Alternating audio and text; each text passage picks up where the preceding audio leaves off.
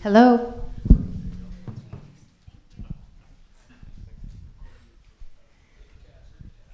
Thank you, Mr. Chair, members, and staff for inviting us to present today. I'm honored to have the opportunity to tell you about the Cannon River Watershed Habitat Protection and Restoration Program Phase 11. My name is Christy Purcell. I'm Executive Director of Clean River Partners. Before that, for 31 years, we were known as the Cannon River Watershed Partnership. Same organization, just new name.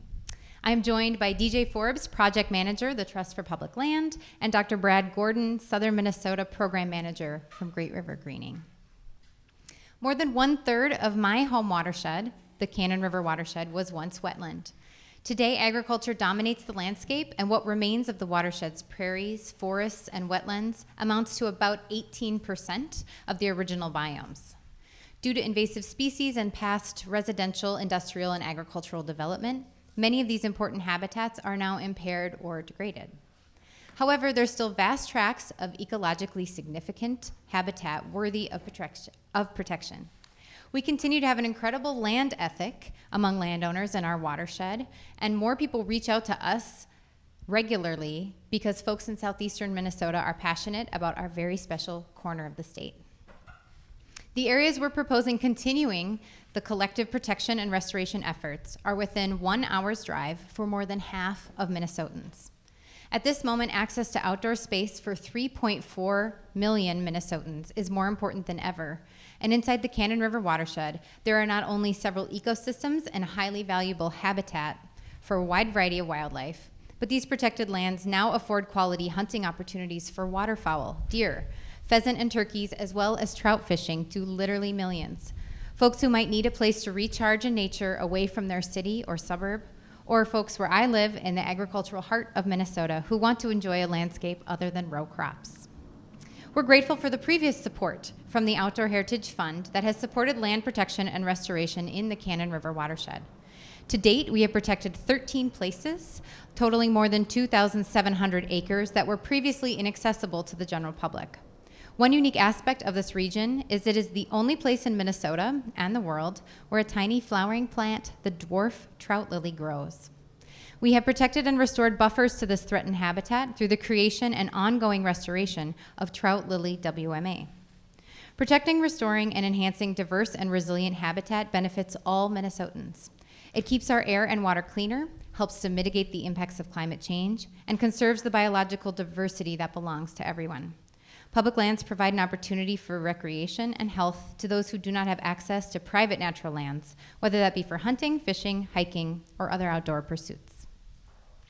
Our request to fund Phase 11 of this habitat protection and restoration work will permanently protect approximately 680 new acres and restore or enhance approximately 450 new acres. With Phase 11 funding, we'll address the growing demand and continue to utilize the strengths of our respective organizations to conduct thorough community outreach to local landowners, partner agencies, and we will permanently protect land through fee title acquisition and conduct much-needed habitat restoration on protected lands. Specifically related to restoration and enhancements, we'll continue to work with the Minnesota DNR Division of Fish and Wildlife to restore and enhance WMAs and AMAs. We'll also work with counties within the watershed to restore and enhance natural areas on county land. Restoration activities conducted by Great River Greening began in Phase 8 of this partnership, and work on 11 WMAs and 1 regional park is currently underway. I'm pleased to report that we have not only accomplished but exceeded our goals from the previous rounds of funding from the council, and the money that was just appropriated in July to this program is already allocated towards active projects. We have a proven track record, and as you have seen on our proposal handout, we've permanently protected more than 2,700 acres through the creation of 7 new wildlife management areas, 1 new aquatic management area, and the expansion of 5 more WMAs and 1 scientific and natural area. Regarding our restoration success, we've completed 100 acres of habitat restoration and enhancement across 4 WMAs in the Cannon River watershed since 2018. We know there is incredible demand right now. There are more opportunities available for land protection and restoration in the Cannon than the current funding allows us to complete. Specifically, there are 2 current and future projects that are emblematic of our approach that the partnership would like to share with the council. The first is Cicada WMA Edition. Utilizing the ML21 OHF Cannon River grant that just came online, TPL will acquire 164-acre parcel and convey it to the Minnesota Department of Natural Resources as an addition to the Cicada Wildlife Management Area later this fall. This land is just south of both the Cannon River and the Cicada Singing Hills State Trail, right outside of Morristown. While the property consists of wetland, grassland, and forest habitat, there'll be considered restoration component, including restoring marginal croplands back into prairie. Clean River Partners, the Trust for Public Land, Great River Greening, and the DNR are all coordinating together on this project, and the funding for the much-needed restoration of this soon-to-be protected Cicada WMA Edition is on this proposal project list. Another priority included in this proposal is the Prairie Creek WMA Edition.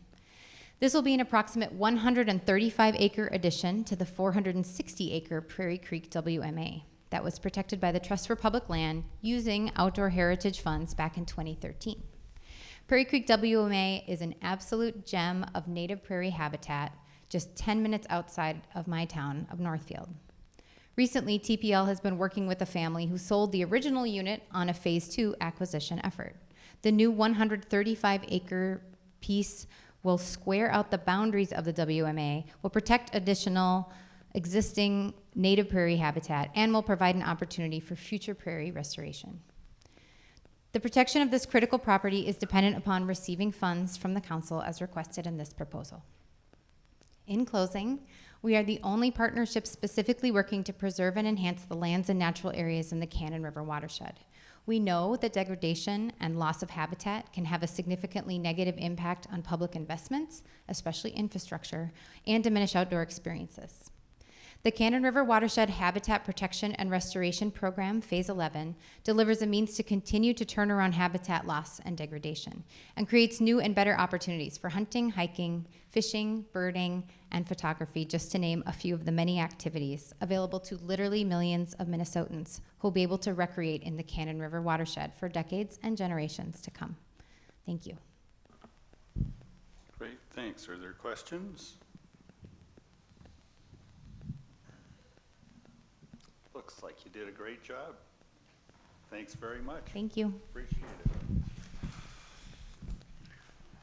Next is HA 10, Washington County Habitat Protection and Restoration Partnership.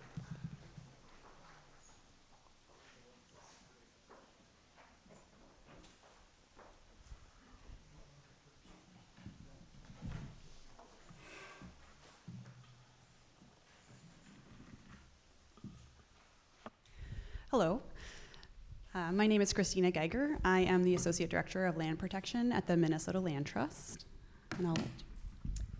And I'm June Mathwitz, Senior Planner at Washington County with the Land and Water Legacy Program.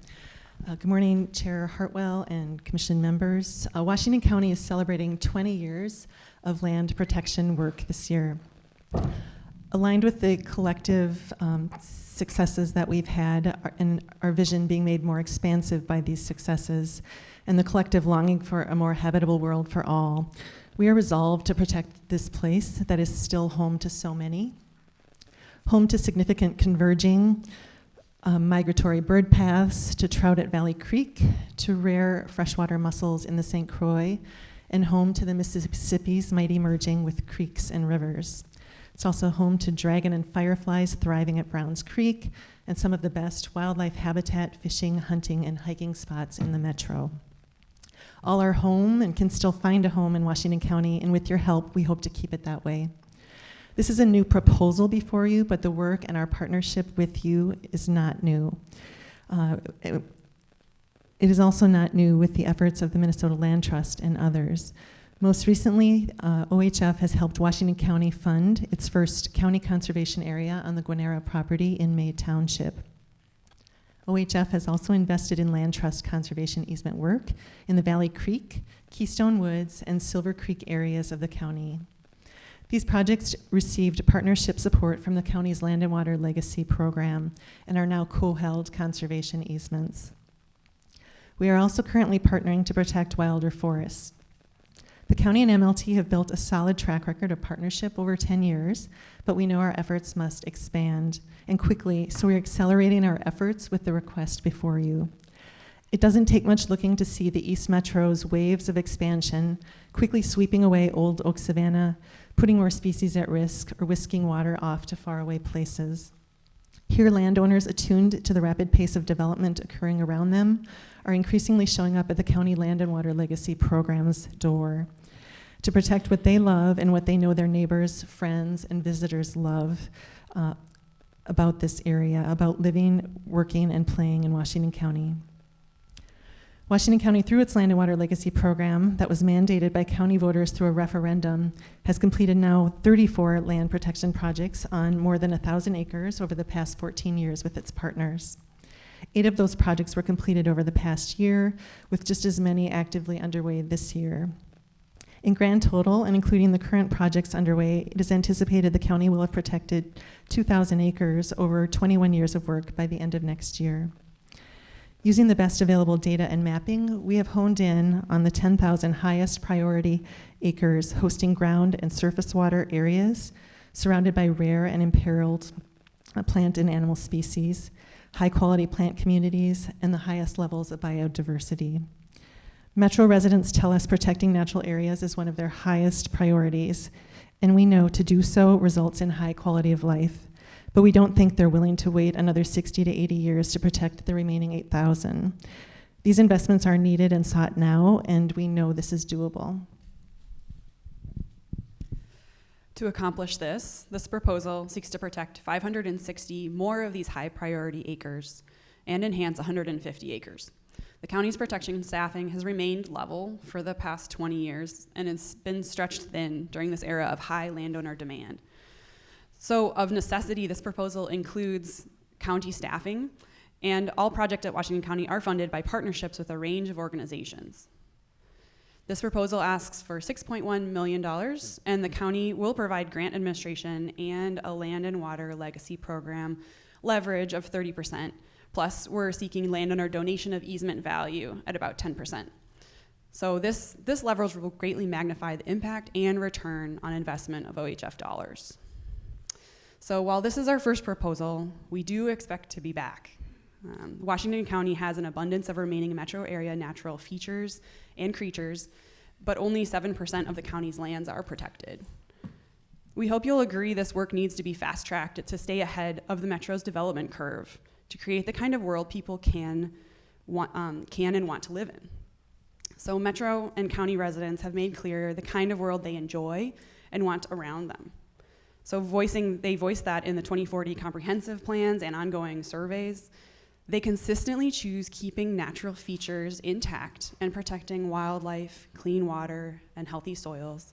And they choose a healthy climate as their highest of priorities.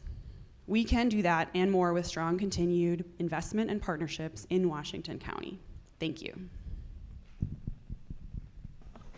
And with that, we'll take any questions. Looks like you answered them all. Thank you very much for being here. Thank you very much, Chair members.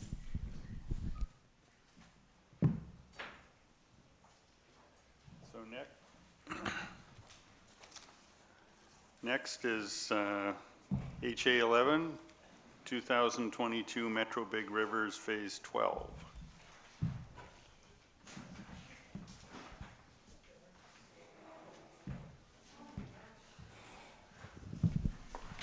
Are we working?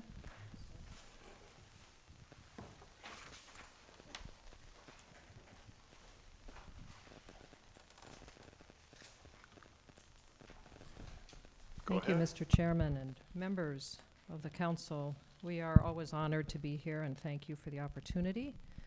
My name is Deb Loon. I am the executive director of the Minnesota Valley Trust, a nonprofit that is working to expand and improve habitat and public access on the Minnesota Valley National Wildlife Refuge. I'm also the lead for the Metro Big Rivers Partnership. This is phase 12 of Metro Big Rivers Habitat Program. We like to think of ourselves as your trusted partner for habitat protection, restoration, and enhancement work in the metro urbanizing area. We are a partnership of 5 experienced, respected conservation organizations with long track records of habitat protection, enhancement, and restoration. With me today and available to answer questions are my partners, Alex Roth, my far right, with Friends of the Mississippi River, Todd Rexine with Great River Greening, Christina Geiger with the Minnesota Land Trust, and Bob McGillivray with the Trust for Public Land. Our vision is to build a cohesive network of significant habitat for wildlife in the metro area with an emphasis on the corridors and tributaries of the 3 big rivers, to benefit migrating and resident waterfowl, birds, pollinators, and wildlife, and the 3 million residents who live, work, and play in the urban, suburban, and rural parts of the metro area. We work from our strengths, and within our networks and geographies, we build on each other's work, and we work closely with our local, state, and federal partners to achieve our shared objectives. Metro Big Rivers meets and exceeds goals and expectations. A snapshot of our accomplishments to date: we've completed work on 7,139 acres in the metro area. We're working on another 2,100 acres right now, for a total of 9,239 acres to date. We consistently exceed our planned objectives, achieving at least 115% of our goals. And we aggressively leverage OHF funds. To date, we've brought in $11.2 million in other funds to our projects, which equals 55% of the OHF grant funds that we have spent. We achieved 157% of our leverage goal in the phases that are essentially complete, and we expect our success at leveraging to continue. To continue our work in the metro, we respectfully request that you fund Phase 12. By next July, we will have essentially completed phases 1 through 9 and be well into phases 10 and 11, which includes the phase that was just awarded. As of today, we've spent $20.5 million and committed an additional $8.3 in OHF funds, and we have just under $6 million in current grants remaining, including the grant that just started July 1. So for Phase 12, if fully funded, we will expand and improve habitat over 3,052 acres in the metro urbanizing area. We will provide high-quality natural areas that are critically important to both wildlife and Twin Cities residents. We will protect 1,819 acres, of those 1,260 through fee title and 559 acres through permanent conservation easement. And we will restore 88 acres and enhance 1,145 acres of significant but degraded habitat at 17 public sites and on some eased lands. Our handout tells you all of these things and includes on the back a handful of projects that we think exemplifies our work. I want to invite my partners just to very briefly talk about those projects. We'll start with Bob, and we're going to go to Alex.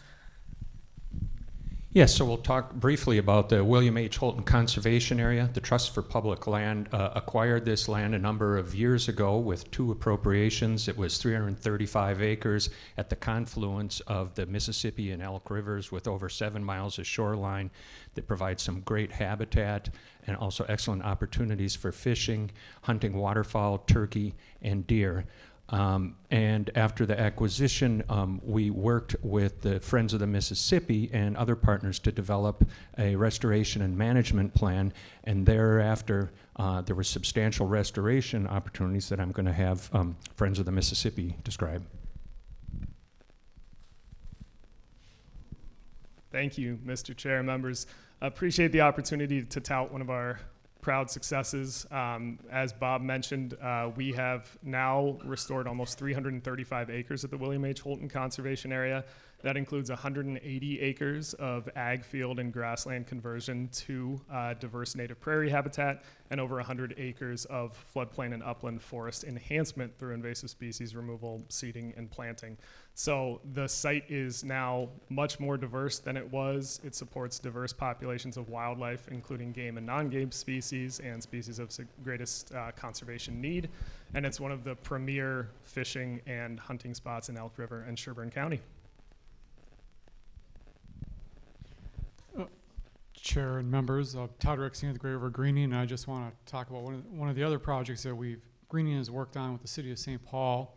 That's Trout Brook Nature Sanctuary. It's a 42-acre protected site along I-35E in an underserved part of the city of St. Paul in regards to public space. It used to be a former rail corridor.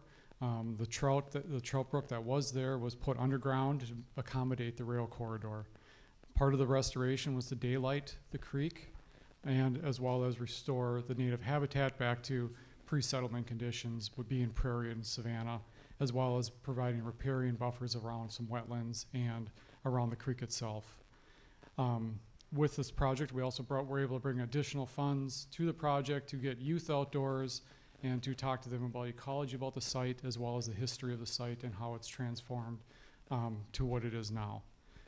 And with that, I'll pass it over to Deb. The Minnesota Land Trust would like to highlight the project that we completed, a conservation easement protecting 46 acres in Washington County in the Silver Twin Lakes High Priority Conservation Area. So this was a conservation easement purchased in partnership with the county, Washington County Land and Water Legacy Program, just like we talked about in the previous presentation, an example of that partnership. This is one of the last remaining large parcels on the Silver Creek corridor. And protecting this property's natural shoreline and preventing development on it will help protect the water quality flowing through that creek, as well as the habitat along it. It has these beautiful sloping hills down to the creek that the landowner has invested a lot of his own time and money in restoring as well. We have also used MBR funds on enhancement and restoration of this property. So there were agricultural fields that had gone fallow that we worked with the landowner in the Washington Conservation District to restore to prairie and savanna. So all in all, this is a site that helps protect the water flowing over to Ferry Falls, which is a pretty popular place in Washington County, and then to the St. Croix River. So we have been lucky enough to work with these private landowners in Washington County and hopefully many more. And the Minnesota Valley Trust, as mentioned, we work exclusively with the Minnesota Valley National Wildlife Refuge, which runs from near the airport all the way down through Carver County and Scott County to Henderson.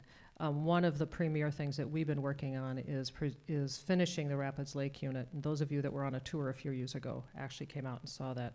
And 4 OHF grants have helped us protect 196 acres out at the Rapids Lake unit. Twin Cities Metro, as you know, is on the flyway, on the migratory flyway. We need to protect critical habitat and restore degraded habitat on and near that flyway. We have significant habitat in the metro area that should be protected from development and improved to the benefit of wildlife and residents.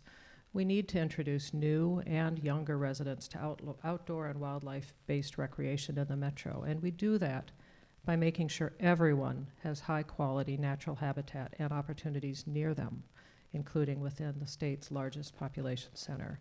In summary, we get the job done in the metro area. We know there's lots of opportunity. There's significant, important wildlife habitat that is worth investing in through protection, restoration, and enhancement. And we leverage OHF funds very aggressively. We've already brought $11.2 million from other sources, and other leverage is on the way. So we thank you for your support and your confidence in our work, and we stand for questions. Great, thank you. Questions? Scott? I just wanted to mention the Trout Brook Nature Sanctuary is not far from the Capitol, so I've had a chance to go through it. I actually didn't realize that was Great River Greening Project, but I remember when it first kind of appeared seemingly out of thin air to me. I go for occasional runs when we have a little pause in legislative action, and to see that that space transformed from what was really awful industrial area to what it is now is pretty remarkable. So it's a great example and testament to your work. So thank you for bringing it up. Thank you. It's a great example of what once was a very important natural space to a neighborhood that has been recovered.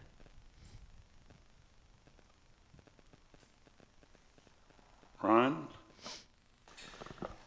Thank you, Mr. Chair. Ron Schera here. I have a special interest in this question. Metro, big rivers, and tributaries. Why are you ignoring the Rum River?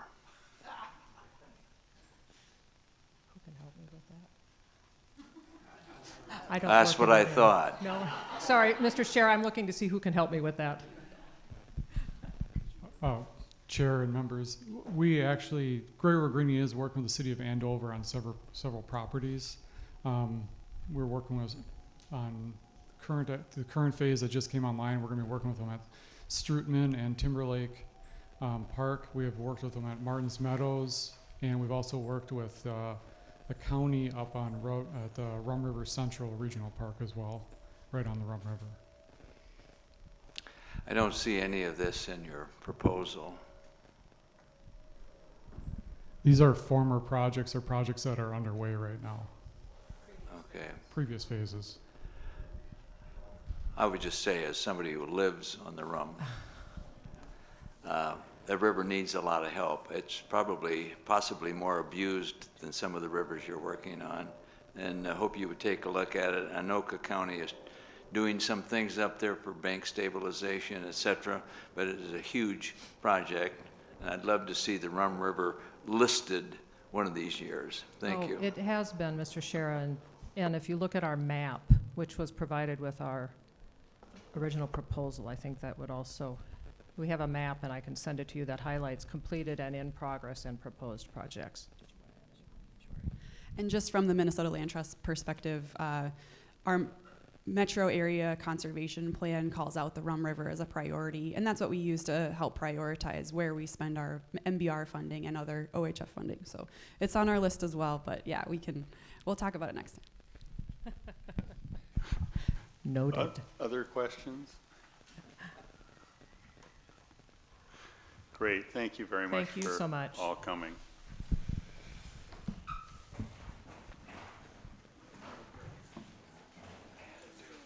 I know you did. There's no conflict there.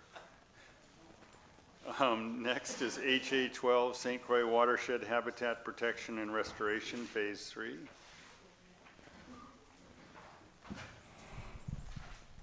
All right, can you hear me okay? Fantastic. Mr. Chair and members, thank you so much for the opportunity to present our St. Croix Watershed Habitat Protection and Restoration Program, Phase 3. I'm Monica Zaki, Director of Programs for the Wild Rivers Conservancy, formerly the St. Croix River Association. Looks like we're jumping on board with a lot of these other organizations and changing our name this year.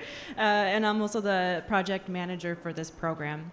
Today I also have with you DJ Forbes, Project Manager with the Trust for Public Land, and Wayne Osley, Director of Land Protection with the Minnesota Land Trust.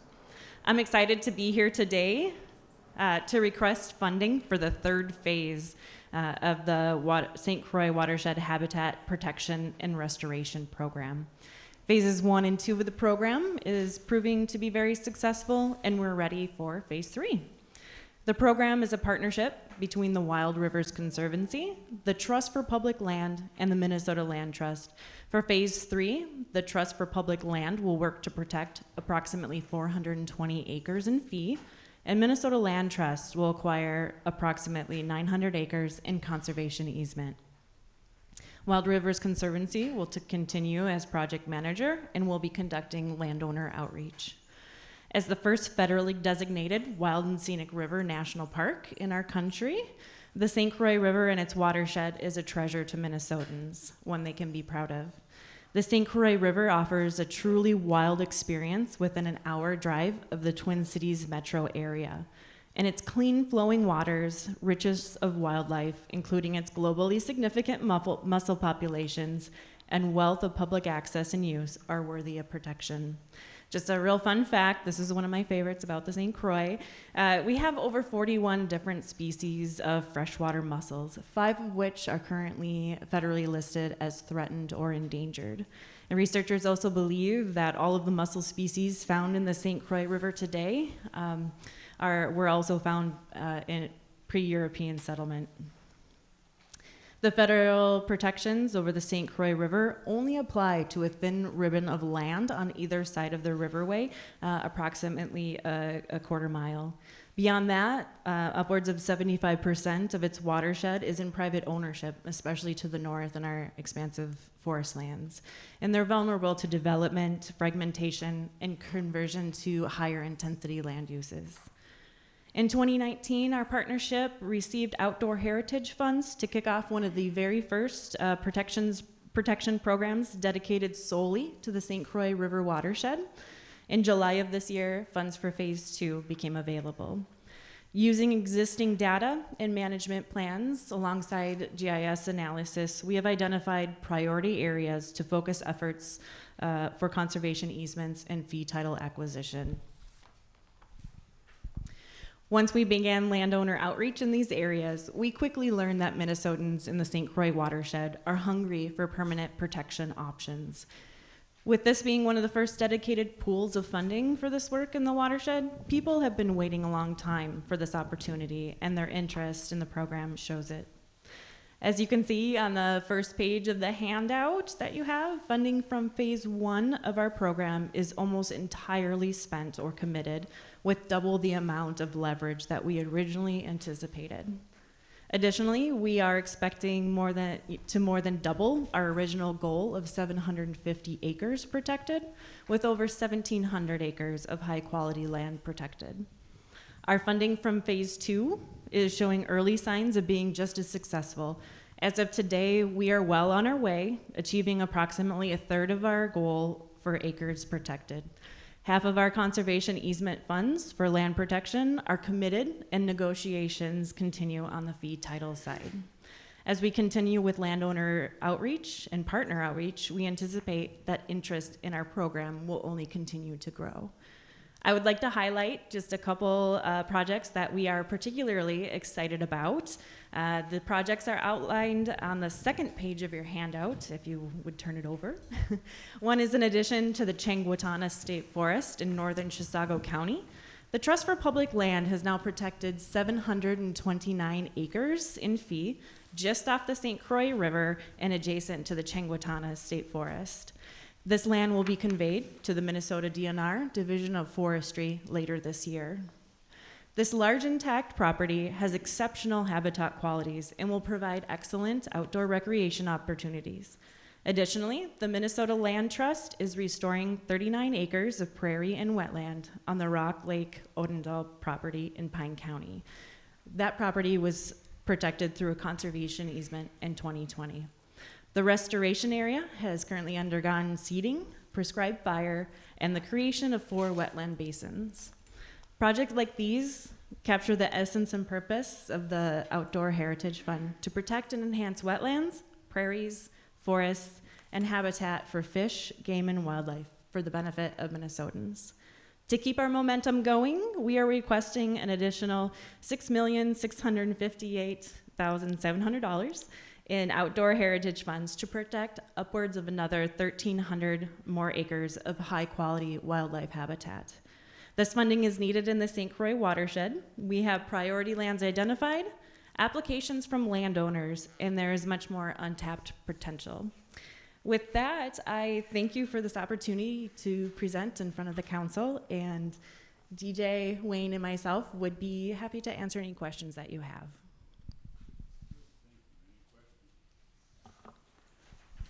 Thanks. Any questions? Looks like you answered them. Thank you very much. Yeah, thank you. Appreciate your time. Thank you for picking a wonderful, beautiful day as well. Oh, you should be here tomorrow.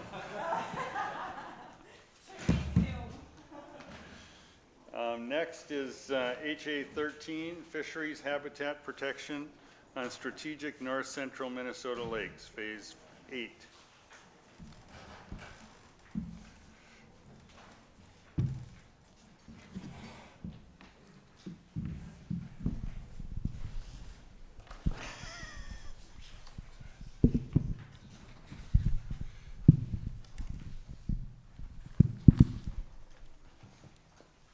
Go ahead. Good morning, Mr. Chair, members of the committee, of the council. We thank you for considering our proposal for the cold water fisheries habitat in north central Minnesota. My name is Terry Tripp. I'm a volunteer board member of the Northern Waters Land Trust.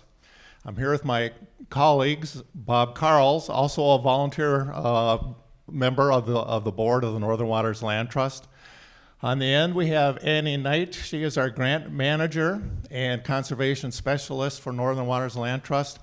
And of course, we have Chris Larson, the executive director of the Minnesota Land Trust. The Northern Waters Land Trust mission is really very simple. It's to preserve land, to protect water. And we do this in the four-county area of Cass, Crow Wing, Aiken, and Hubbard counties. As part of our mission, we have created over the years a strong partnership with Minnesota Land Trust. We implement conservation measures aimed at protecting cold water fisheries in our four-county area. This year, we are requesting a $9.946 million grant for Phase 8 of this fisheries program. We implement this program using the science of a joint University of Minnesota and Minnesota DNR study on a changing climate in Tullabee Refuge Lakes. The name of the study is Simulations of Cisco Fish Habitat in Minnesota Lakes under Future Climate Scenarios. We use this guidance in identifying and in prioritizing the most important and sensitive watersheds in our four-county area. We also use a priority rating tool and a priority parcel map to help us objectively identify these important areas that we want to preserve. We rate and identify these parcels through our technical committee. That technical committee is made up of experts from our partner groups, which include, to name a few, the Minnesota DNR, the counties themselves, the soil and water conservation districts, One Watershed, One Plan, and the county's coalition of lake associations. So we work together with all these groups to make sure we identify the most sensitive and the most important parcels so we get the most bang for our taxpayers' conservation dollars. And with that brief introduction, I'll turn it over to Chris Larson, Executive Director of Minnesota Land Trust. Thanks, Terry. Again, Chris Larson, Director of the Land Trust. Good to see you all again. I'm just going to briefly mention kind of what we've learned in the prior phases and a little bit of the success to date so you can kind of get a flavor of how the program's been going so far. First off, I would say this proposal that you're seeing today is really a continuation of the success that we've built to date. First of all, the strategic, you have read in the proposals and heard in the past about the need to achieve this 75% of watershed protection and forest cover on these lakes. And that is the goal, again, for this phase of the program. And it's quite simple. Let's keep the cold water cold. Let's keep the wild shoreline wild for the benefit of fish and people. And that's really the target of this particular proposal. And if there's one takeaway today, it's that we are moving the needle collectively. And as we all know, we're all in this game of relentless incrementalism. Project by project, restoration by restoration, we're grinding this out. And we're really pleased to report, and I think we should all be proud, that we've achieved that 75% protection in 2 watersheds. So we are done in 2 watersheds. We can check that box. So to me, personally, that's really exciting to kind of see this collective work starting to have an impact and achieve those goals. So when you look at those first 5 phases, we've exceeded our protection goals by 45%, and that equates just over 3,000 acres with about another 1,000 acres in process. This is strongly supported by local landowners, so that pipeline is intact, and thanks to the investments you've made before and the partnership you just heard about, we are continuing to do outreach and get interested landowners into that pipeline. And so through that, we're fully subscribed through Phase 6 and working on Phase 7. So that kind of continuation and that momentum is so important to kind of continue. And again, it's been very cost effective, and you've heard me say in the past about that leverage with landowner donation. We've been able to leverage through those first 4 phases, over $3.5 million of landowner donation, $3.7 million, which is about 166% of our leverage goals. So we've been able to kind of overachieve when it comes to interested landowners who are also willing to put value on the table and leverage the state's money. You've heard that the partnership is going well. The technical team's doing a great job in getting input on the protection work that we want to do. And then finally, the urgency is there. You can see in the articles from the handout coming around, this is a known thing about lake swarming and degradation of our lakes. This is a solution to get there and help protect those. So Bob, I'll hand it over to you. Thanks, Chris. Bob Carls. We're excited to be back with another proposal to keep the momentum going. Our proposal that you've got in front of you should protect over 1,100 acres through easement and fee title acquisitions in 23 prioritized Tuolipy watersheds. We've got 38 out there. We prioritized this group.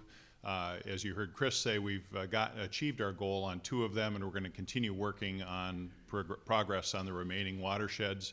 We'll look at expanding that list if we meet those goals on more watersheds and continue our good work in that area.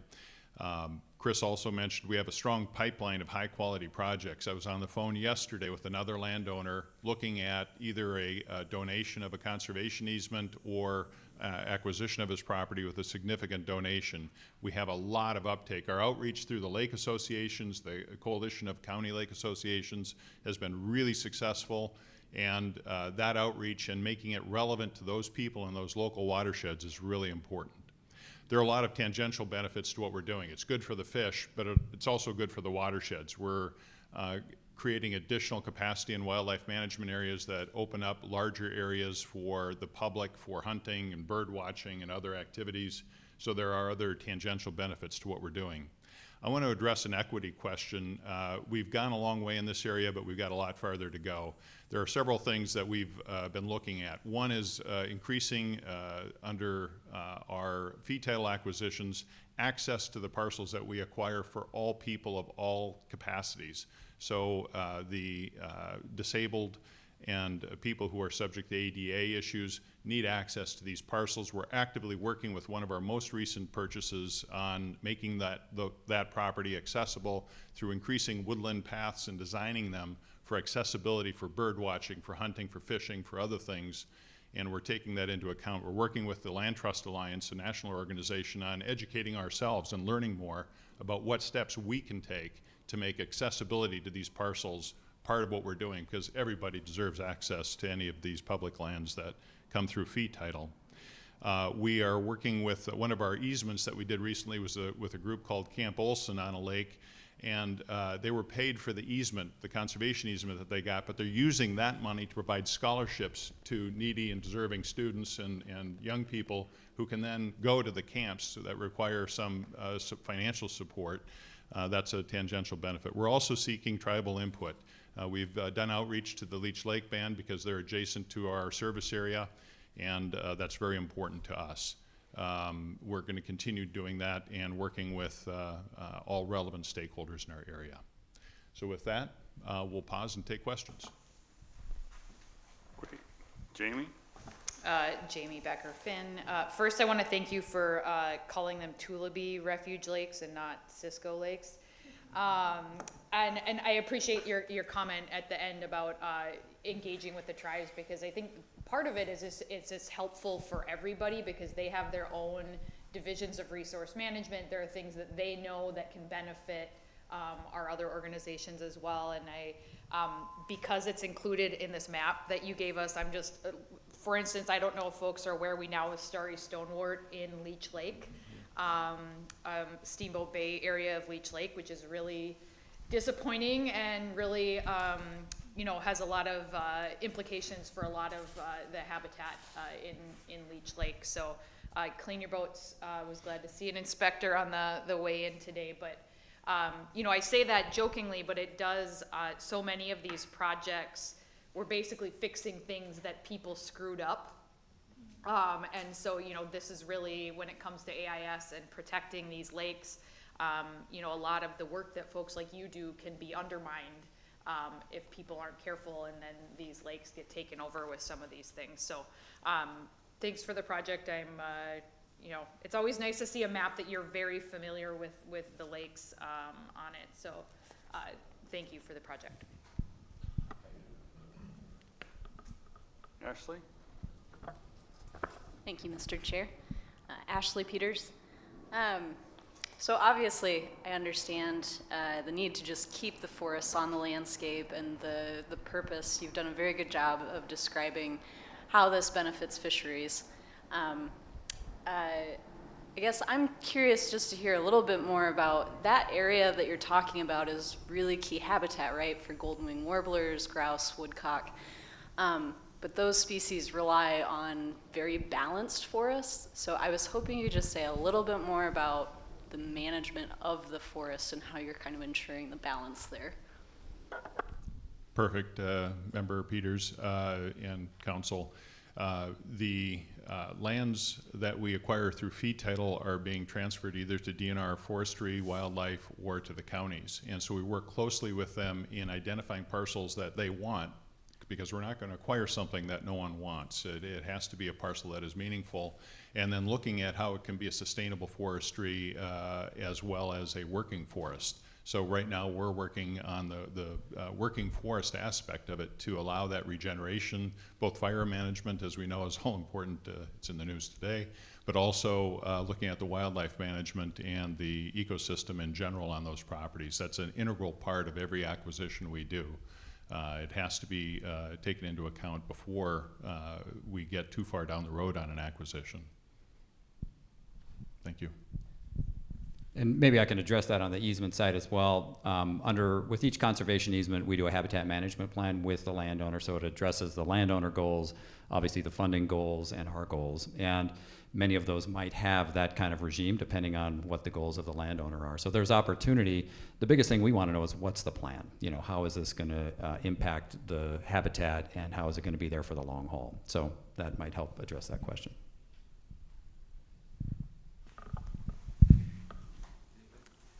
Ron? Thank you, Mr. Chair. Just a quick question, probably a stupid one. Is this the only part of the state that has deep water Tullabee refuge lakes? It's the only one that I've heard of. No, they extend north and east from our area of focus. So there are additional Tullabee lakes. If you look, difficult graphics, if you look north and east from our area, this is a map of warming temperatures in lakes, increase in temperature, and the Tullabee lakes tend to continue up toward the northeast part of our state, deep cold water lakes. Nobody's protecting those? We're biting off the piece we can get right now. We'd be happy to expand. Yeah, I think you have some. Yeah, and it's a great question, Member Scher. The proposal that you helped fund last year, which was our lakes of biological significance, are looking at those kind of lakes as well. So those do come under the biological significance category, which includes others, but the deep water lakes being one of those. Other questions? Great, thank you all. Thank you all. Next.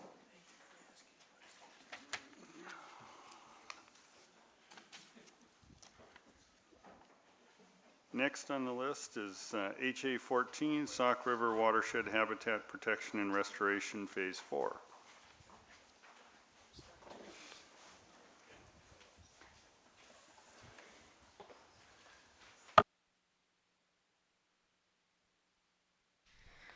Good morning, Council Chair and Council members, and thank you for the opportunity to present the Sauk River Watershed Habitat Protection and Restoration Program Phase 4 proposal to you. My name is Sarah Bozer, and I am the Water Resource Manager for the Sauk River Watershed District and the Project Manager for this proposal. Other funded partners in the proposal are the Minnesota Land Trust, which is represented today by Wayne Ostley, and Pheasants Forever, whose representative for our partnership is currently quarantined and therefore unable to be here with us today. In addition to our funded partners, the Sauk River Partnership enjoys the support of the Nature Conservancy, the County Soil and Water Conservation Districts, County Parks Departments, the U.S. Fish and Wildlife Service, and the Minnesota DNR. The Sauk River has its headwaters in the lake country of the Alexandria Moraine of Douglas, Todd, and Pope counties and meanders some 120 miles eastward to join the Mississippi River near St. Cloud. Habitat within the Sauk River watershed is at high risk for land use conversion as CRP fields come back into production in an area that has already faced considerable habitat loss.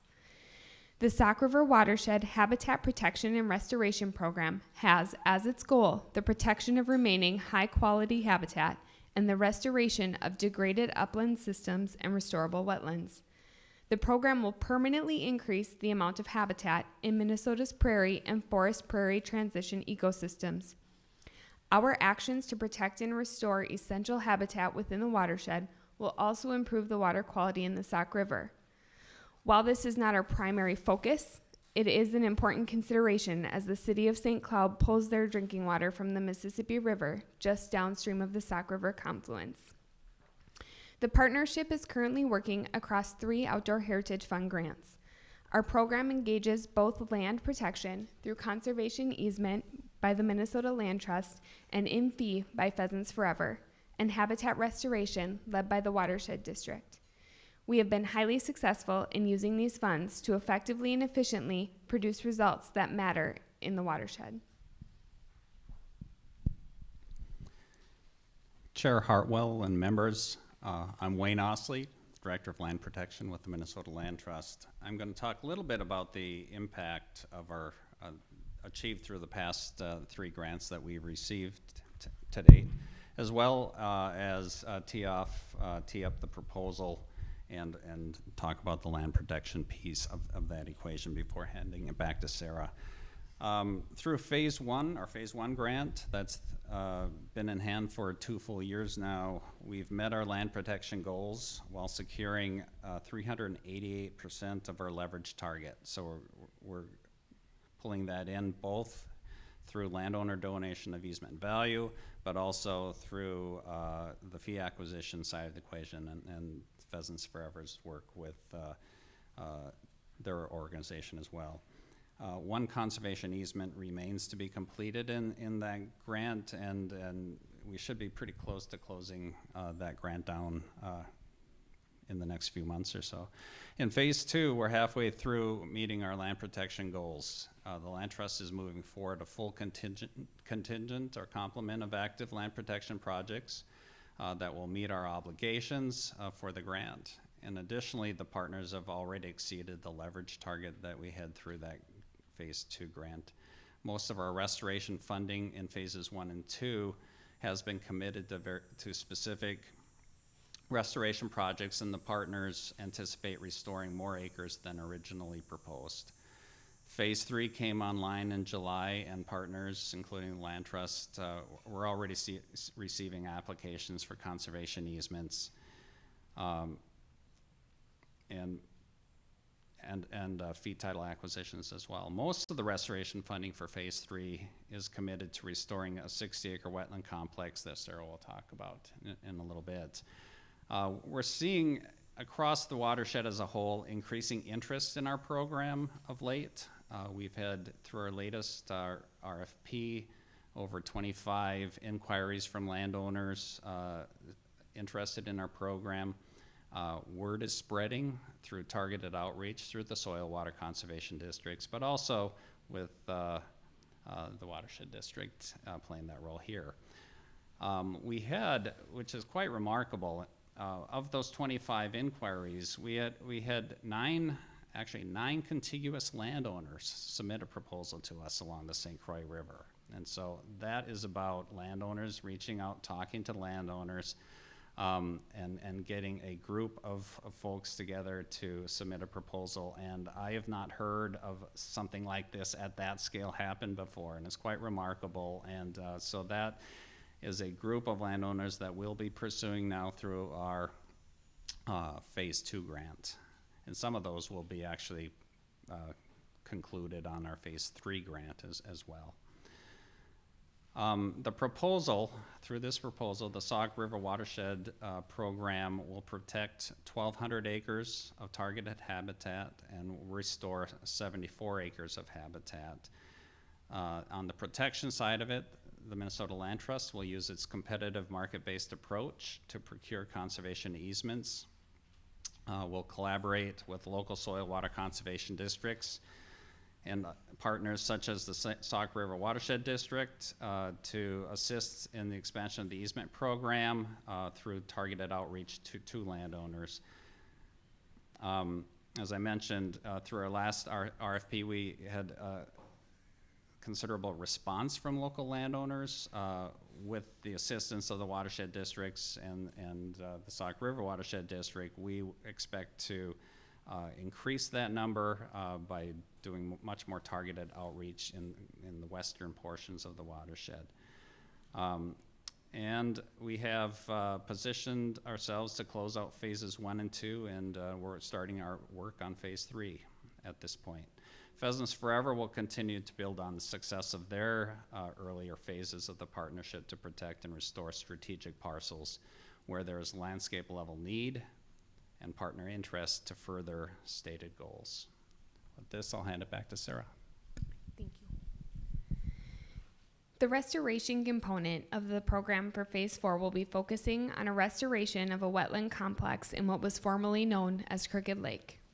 The lake was drained when a public drainage ditch was constructed for agricultural purposes, destroying over 1,000 acres of lake and wetland habitat.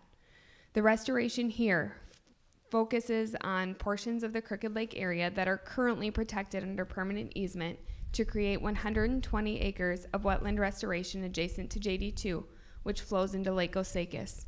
Lake Osakis is the headwaters of the Sauk River, and water quality and habitat benefits in this area have the potential to benefit the entire watershed. A variety of animals will also benefit from this restoration, including, but not limited to, trumpeter swans, Blanding's turtles, sandhill crane, and a variety of waterfowl species. The Sauk River Watershed Habitat Protection and Restoration Program is successful at protecting and restoring precious habitat within the Sauk River watershed. As someone who grew up within a block of the Sauk River and with a family cabin on Sauk Lake, I have spent my entire life enjoying these water resources and habitat. And as an adult, one of the best feelings is being able to protect them through the work that I do every single day for other people to enjoy, for future generations to be able to enjoy them. And as David Attenborough so boldly stated, the truth is, the world is changing, the natural world is changing. And we are totally dependent on that world. It provides our food, water, and air. It is the most precious thing we have, and we need to defend it. Thank you for your time today and your consideration of our Phase 4 proposal, and at this time we would take any questions you may have. Great, any questions? Looks like you did your job. Oh. Sorry, Ron's going to ask you about the Rum River. No, Sauk River, Rum River, they're all alike. I love your passion. Thank you for that. Great. Thanks so much for coming. Next is HRE 01, Lime Lake and Lake Sarah Dam replacements.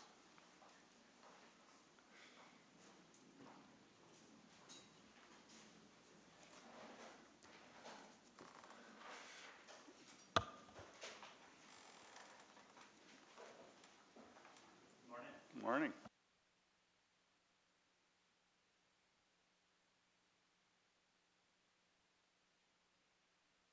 You know, thank you for the opportunity to present at this hearing our Lime Lake and Lake Sarah Dam replacement project. My name is Justin Hoffman. I'm the Parks Director for Murray County here in Minnesota.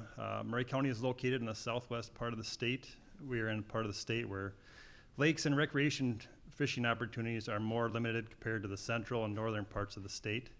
So when the need for replacement of 2 lake outlet structures at Lime Lake and Lake Sarah was identified, we thought it would be an excellent opportunity to improve fishing opportunities in our county by improving fish habitat and connectivity of our lakes to downstream rivers.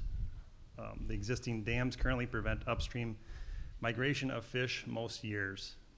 The project that we have before you today will replace 2 low-head dams at the outlets of Lime Lake and Lake Sarah with rock arch rapid design. The rapids will provide spawning habitat for several fish species and will help connect both lakes to downstream habitat. Additionally, more than 12 miles and in excess of 190 acres of upstream habitat and wetlands will be connected. Similar low-head dam replacements have been completed throughout Minnesota and have proven to increase fish species diversity and improve fishing opportunities. In the same watershed as Lime Lake and Lake Sarah, low-head dams near Windham and Jackson, Minnesota have been replaced with rock arch rapids. After replacement of those structures, anglers reported catching species that had previously not been documented, including yellow bass upstream of the Windham Dam replacement. This is evidence that the improved connectivity will help improve fish species diversity and ultimately will improve fishing in the area.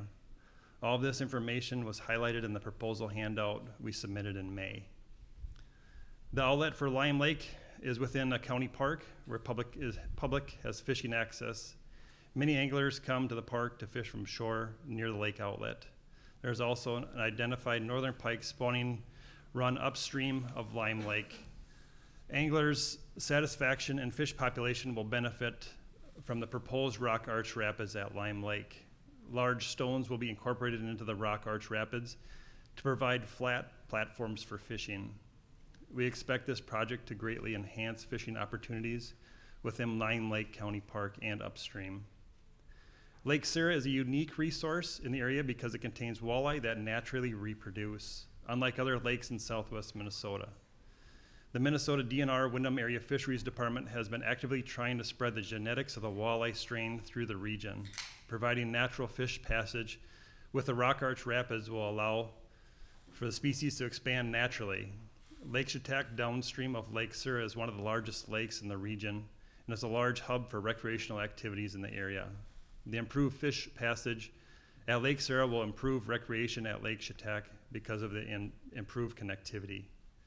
The Minnesota DNR, Windham Area Fisheries, and Ecological Water Resources Department are fully in support of the project and have even assisted with some of the public outreach that has been done to date. We have been coordinating with the DNR to get some of the information that was provided in the project proposal submitted to the council. This is Murray County's first request for funding to replace the outlet structures at Lime Lake and Lake Sarah with rock arch rapids. We have funded the initial survey, design, and planning for the project up to this point at approximately $40,000 plus county staff time.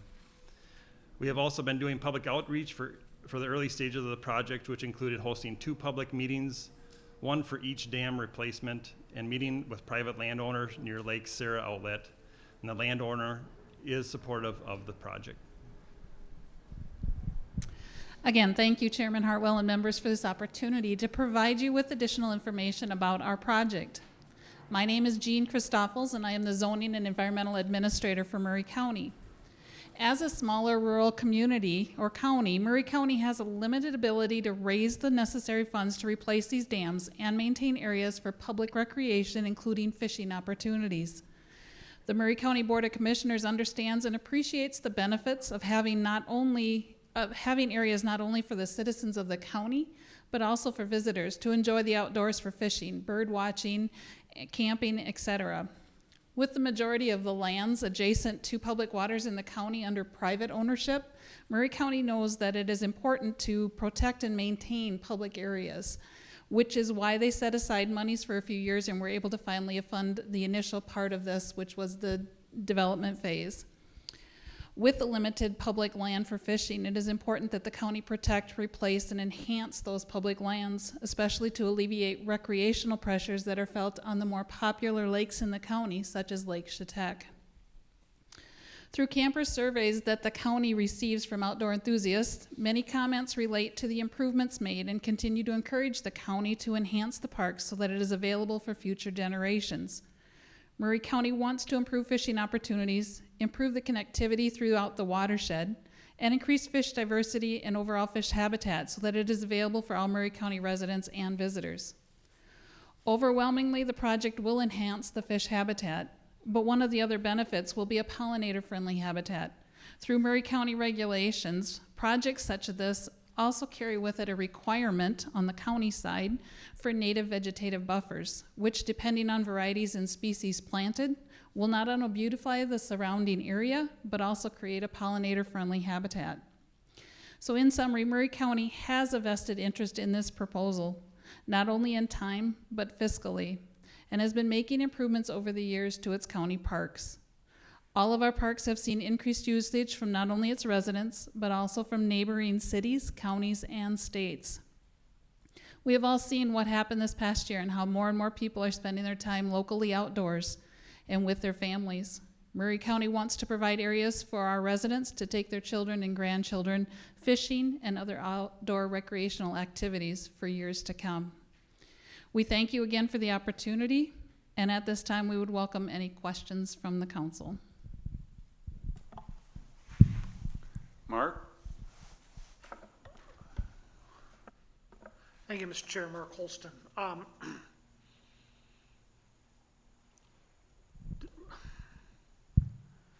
Where does this fall within the DNR's dam safety program?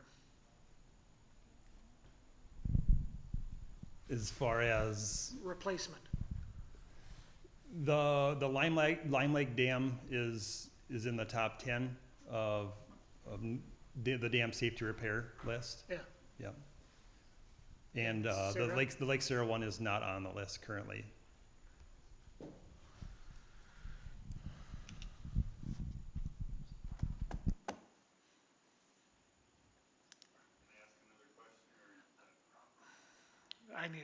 I need the question's got to go to DNR. That's wouldn't be fair.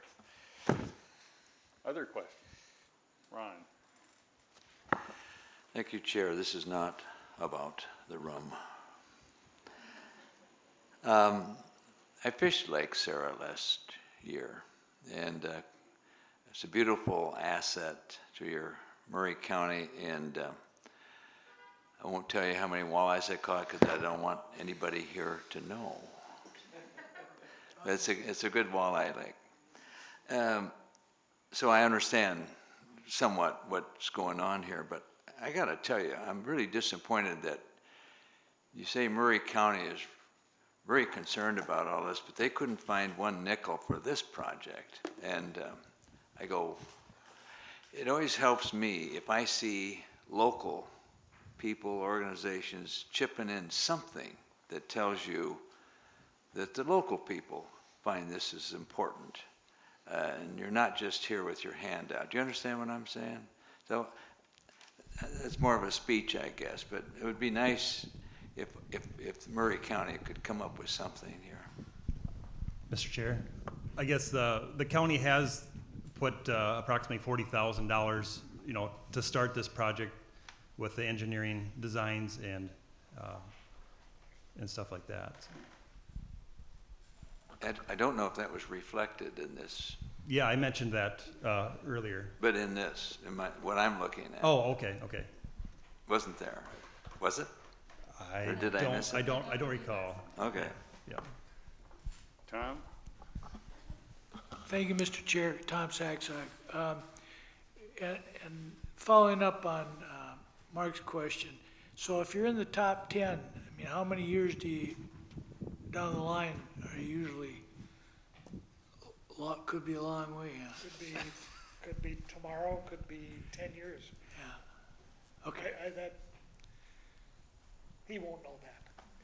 Maybe he does. Maybe he doesn't. I shouldn't say that. I don't know. Well, we've kind of been monitoring the list, and it's kind of gone up and down. It just depends on the other severity of dams in the state. Please. Jamie, sorry.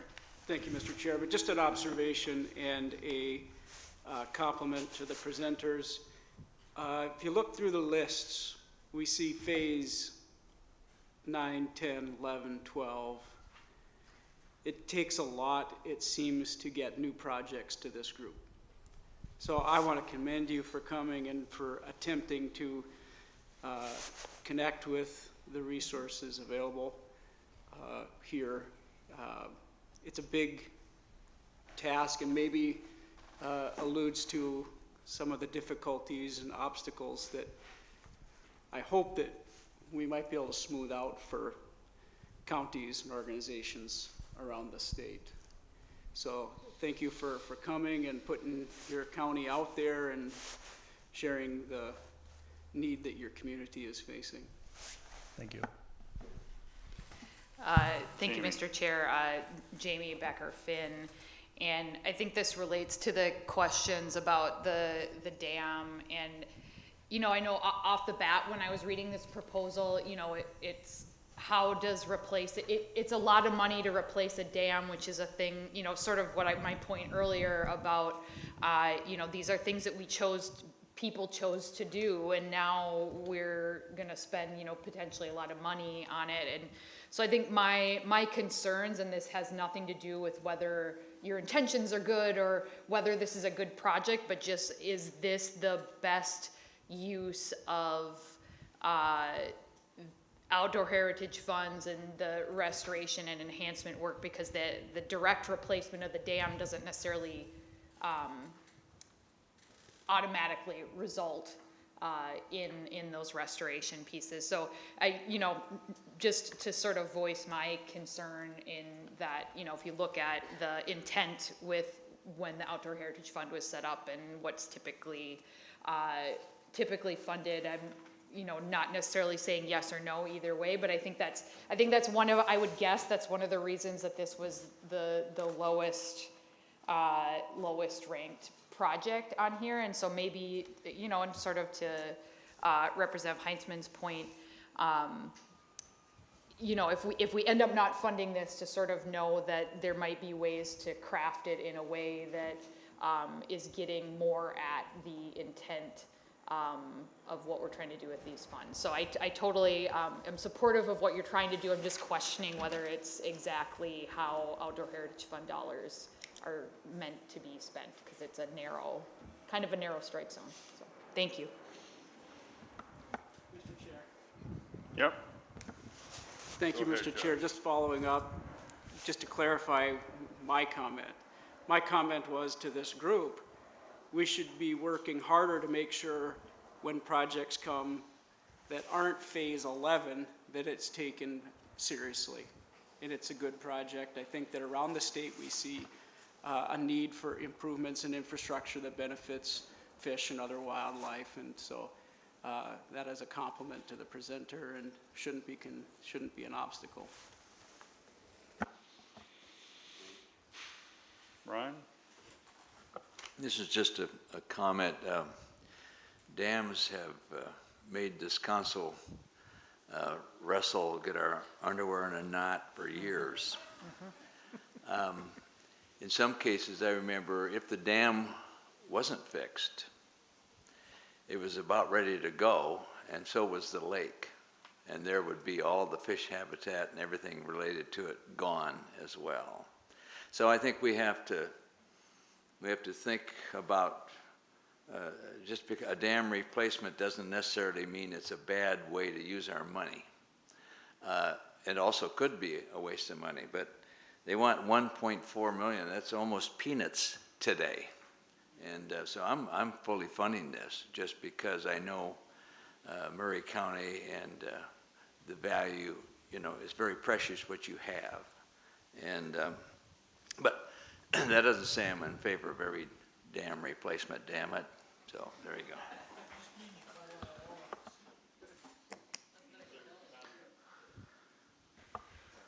Ashley.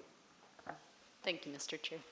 Ashley Peters. I was just hoping you'd say a little bit more about how you're going to measure success. I see that fish surveys have been done. Just curious what you're hoping to see with the success of the project, other than just maintaining the current status of the lake.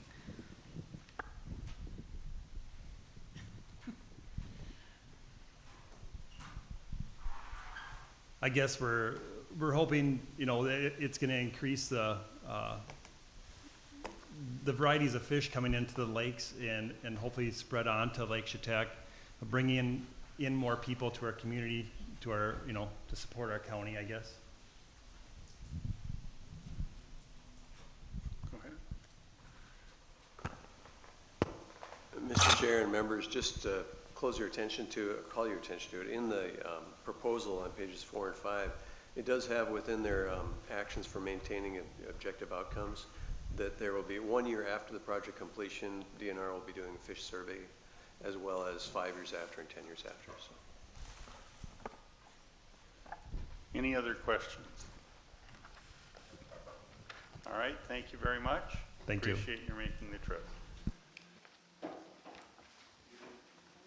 It's 12:05. We're going to break for lunch for an hour. Be back here at 1 o'clock. And have a good lunch.